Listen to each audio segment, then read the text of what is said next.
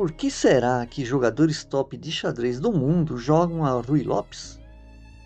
Ela tem um segredo por trás dela, é uma abertura muito forte. E você também deve pensar em incorporá-la no seu repertório de aberturas. É isso que eu quero mostrar para vocês neste vídeo. Cortez Chess no tabuleiro. Vamos lá para os principais lances da Ruy Lopes. Se você não está inscrito no canal, se inscreva, compartilhe, comente este vídeo. Vai ser muito interessante. A Ruy Lopes é assim. Quando o jogador de brancas abre com E4, favorito de Bob Fischer, e o jogador de pretas joga E5, normalmente o jogador de brancas vai lá, um cavalo F3, e ataca esse peão aqui. Com duas ideias, né? Além de atacar esse peão aqui em E5, também ataca essa posição, defende essa posição em D4. Mas ele já está de olho num possível pulo do cavalo aqui para cima também, né? Quando o cavalo de C6 vier para cá, que é o caso do próximo lance, que ele vai defender o peãozinho aqui, o jogador de brancas joga bispo B5. Essa é a famosa abertura espanhola, Ruy Lopes, antiga, tradicional e jogada por muitos jogadores top do mundo. O que eles veem aqui? Eles querem controlar realmente essas casas, né? E aí o que acontece?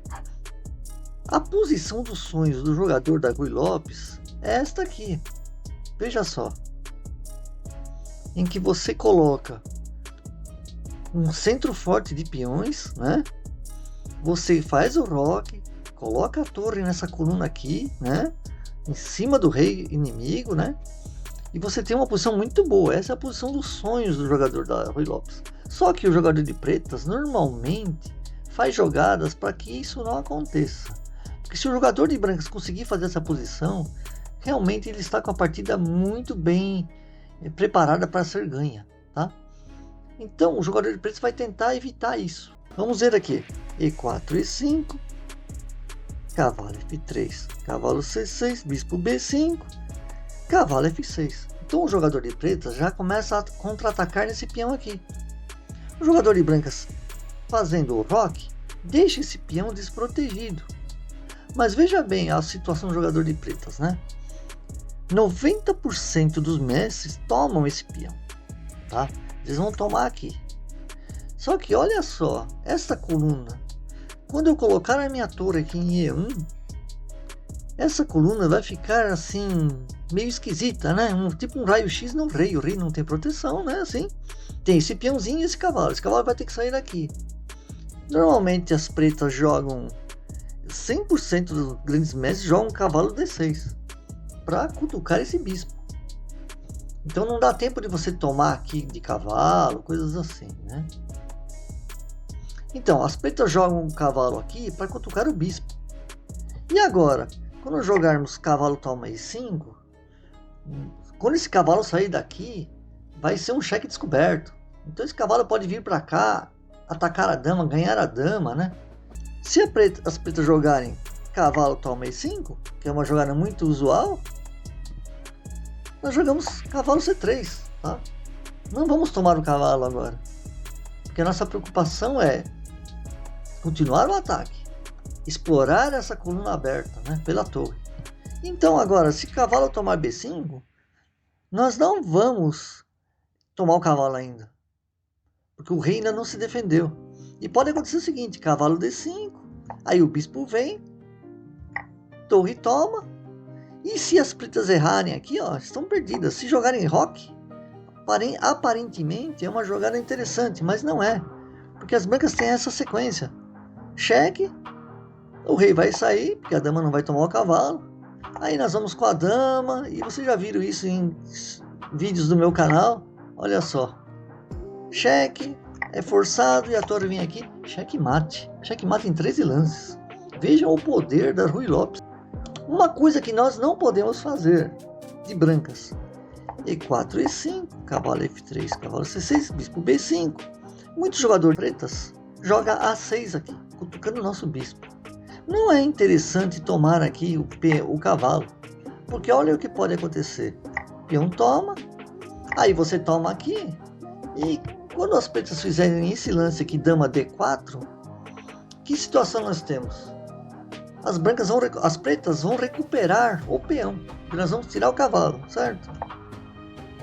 E elas vão recuperar dando cheque, né? Nós vamos ter que defender com a dama, para não mexer o rei, né? E vamos perder o roque. E não temos o par de bispos, a posição está com o centro aberto. As pretas têm o par de bispos, que ficam muito fortes numa posição aberta desse tipo, né? Então, as pretas ficam com uma pequena vantagem, tá? O que nós não podemos fazer, então, é tomar aqui o cavalo de bispo, quando somos atacados, tá? O que nós devemos fazer? Recuamos o bispo para A4, as pretas jogam cavalo F6, o nosso roque. O jogador de pretas mais esperto não vai tomar aqui, a preta joga B5, no lugar de tomar o peão aqui.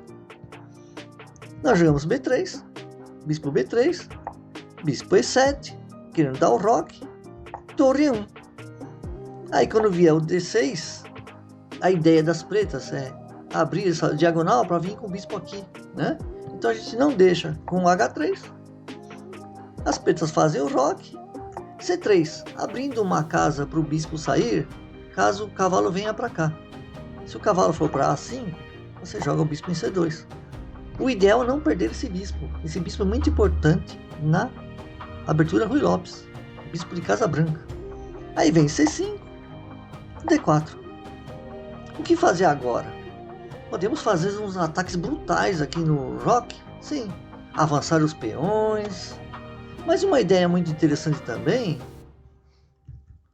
seria manobrar o cavalo para cá, para cá, para cá e para cá, almejando vir para essa casa F5.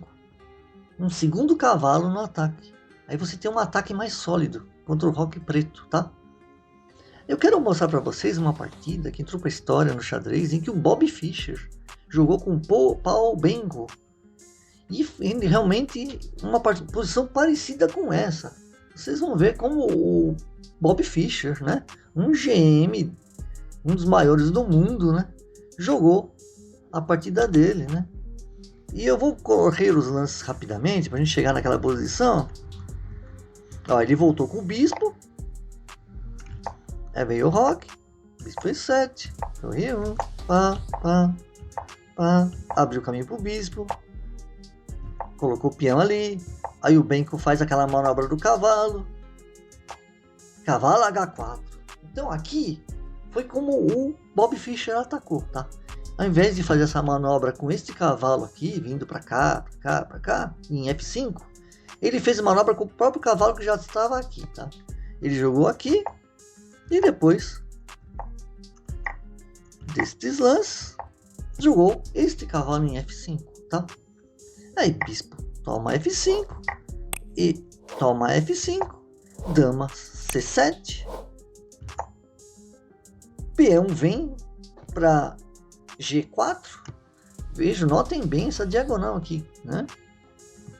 H6, bispo C, H4, peão ataca o bispo. Não queremos perder o bispo de jeito nenhum. H7 e o cavalinho vai para lá, para F3, F6, cavalo D2, voltando. O Fischer deu um tempo aqui. Agora, como essa torre veio para cá, ao invés de tirar o cavalo, ele tira a dama. Manda a dama para F3, H5, G toma, cavalo D5, cavalo E4. Vejam só as manobras. Bispo toma, peão toma. O rei sai de qualquer ataque aqui com o bispo ou com a dama naquela casa, né? Sai da diagonal preta. Torre vai para G1. Veja só as manobras. O Fischer coloca duas torres na coluna G e avança o peão ainda por cima. Aí as pretas vêm com a dama, tentando dar um reforço também nessa diagonal. E olha só. Ataca-se aqui, cavalo, dama, cheque. Olha só a jogada do Fischer. Realmente um gênio do xadrez. E depois deste lance, o Fischer teve um lance que entrou para a história do xadrez. Você consegue descobrir? Sim, um sacrifício de dama que fez o jogador de pretas abandonar a partida. Torre E8 cheque. Qual que é a ameaça aqui? O jogador de pretas vai ter que tomar essa dama, né? Se o jogador de pretas jogasse aqui, cavalo aqui, ó, o Fischer faria 2 damas aqui, né? E aí, sem chance, né? Acabou o jogo, né? Então ele vai ter que tomar realmente a dama. Por quê? E qual é o mal disso? Vai abrir a coluna D para o bispo entrar. Olha aqui. Bispo D5. Então o jogador de preto já abandonou, tá? Eu só estou fazendo esses lances para mostrar para vocês que tem mate aqui, ó. A torre vem, vai ter que dar dama também. O peão vem. E agora a vantagem é demais, né? Uma torre contra um cavalo, né? Um peão chegando lá na promoção. Não vai ter jeito mesmo para as pretas, ó. Então o mate é forçado depois desses lances aqui, ó. Olha só. Tá? Não teria jeito mesmo.